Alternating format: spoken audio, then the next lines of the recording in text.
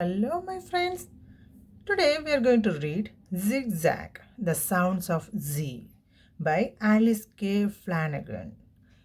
Shall we start the book? Let's start. Zip. A zipper goes zigzag when it is zipped. Zap. Lightning goes zigzag when it zaps.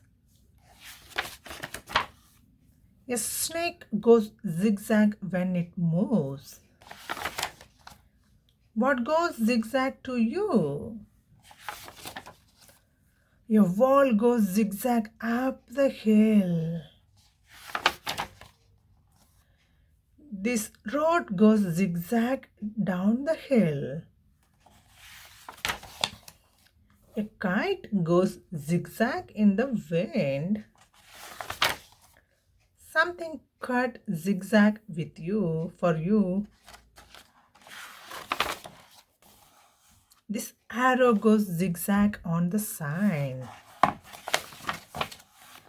Z goes zigzag all the time. Word list. Zap, zap, zaps, zigzag, zip, zipped, zipper. The end. I hope you love these books, friends. See you next time. Bye bye.